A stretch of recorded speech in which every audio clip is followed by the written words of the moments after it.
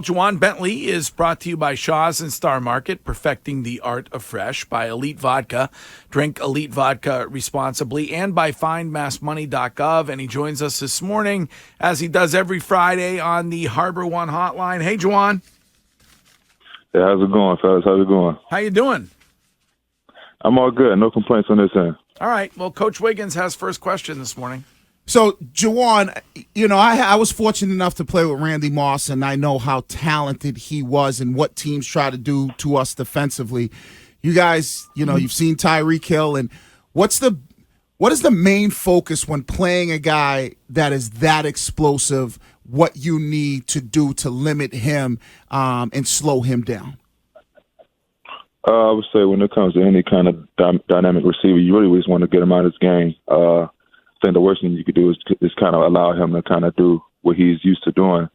But when it comes to especially guys like Moss when he was playing, and now that I guess the Tyreek Hills and the Waddles of the world, you just got to make sure you just kind of get them off track. But at the same time, they got a lot of dynamic players, so they play well together. So we just got to focus on all of them.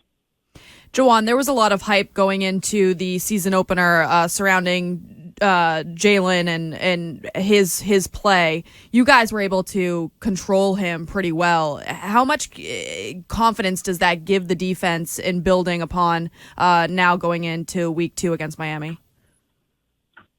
I mean, I think you guys just kind of see the results of it all, but there's a long process into it. So at the end of the day, we just kind of refuel the tank just to get back to it. But as far as confidence is concerned, I mean, we had that belief in ourselves already, kind of before anybody, before all the hype and all that kind of stuff, before all the opinions and different things like that. So it kind of just confirmed what we already thought about ourselves. Ja'Whaun, Bill's always talking about the importance of division games. Obviously, this is a critical division game. You look at Miami, over the last several games, it kind of seems like they've had your number. How important is this game? I know it's only week 2, but how important is this game for you guys in that locker room? Every game is important. I'm just speaking for myself personally. I take every game serious, division or non-division. Obviously, divisions hold a little bit more weight. But as far as importance, it's the most important because it's the next one, and that's the focus at all times. To be honest with you, when Bill was on with us on Monday, he talked a little bit about the rookies and how impressed he was when it came to those guys week 1. What have you seen when it comes to the rookies on this team and the way they've stepped up? Been able to adapt fast. Obviously, playing your first game as a rookie, it could be the lights cut on and you kind of get different things out of different people. But we have a group of rookies that's been eager to learn. And when the lights cut on, they're ready to go, and that's all we can ask for them, as well as kind of rolling with the punches when it comes to making adjustments. And they've been doing a great job. So shout out to them. We just look to build on that. Ja'Whaun, Jakobi Meyers, a great teammate of yours for many years, is with the Raiders now. Had 2 touchdown catches week 1 with them. What was it like playing with him? Were you surprised that he didn't find a way to stay in New England after he had sort of really asserted himself as the top receiver on the team? With Cobb, first of all, shout out to Cobb. He had a great game last week. But he was a great player for us, whether it's on the field and off the field. Obviously, we would have loved to see him stay, especially as a locker room is concerned. But we understand this is a business, so watching him go and continuously produce is nothing but great for us to see. So shout out to him. Go ahead, Courtney. We talked about Tyreek Hill already with Wiggy's question, but we were talking earlier on in the show about what he had to say about getting Miami fans to Gillette to root them on. He also said, yell at Mac Jones. Do you guys listen to what the away team says at all, or do you take that into account when you're prepping for bulletin board material? Well, I mean, I think different players certain players are different. Some people feed off of that kind of energy. Some people pay no attention at all. Me personally, I like the whole being a bad guy at the field, having away games, fans talking trash. I think that just comes along with the territory, especially when it's actually good banter. When you're able to go back and forth, I respect a good joke. I respect a good fan kind of trolling and things like that. I think that just comes along with it. but when it's no good, I actually like to point that out too. Like I understand like bad trash talk. Like some fans are just no good as far as when it comes to trash talking. But I do respect when fans kind of got some well thought out little jokes and things, little jabs here and there. But it comes along with the territory. It makes the game fun. Can you share with us maybe a great one that you've heard? Well, I mean, the season just started, so nothing really jumps out to me. But it's I would say certain places that I like going, whether it be like Heinz Field, that fans always give us something. Will give me something to kind of look at and kind of get into it with. Buffalo, obviously, their fans always great. I would say great for me.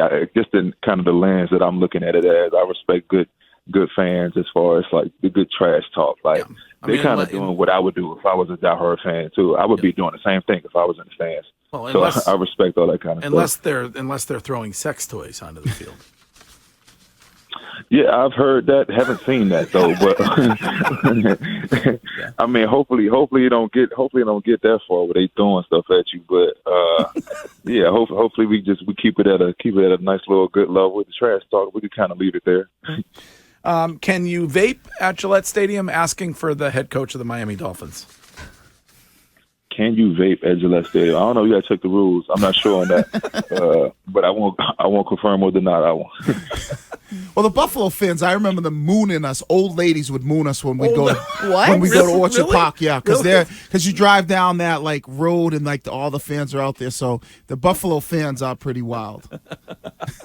So it must have been. What is it? This must be a September game. It can't be December. You can't be in this freezing cold with mooning. That's a little. Yeah, it's that's a cold little with different. warm. But I mean, Cold granted, Buffalo fans really get into it, so I wouldn't be surprised. right. Ja'Whaun, the one thing I wanted to kind of touch on a little bit, have you noticed a difference? I mean, we can't really tell being on the outside.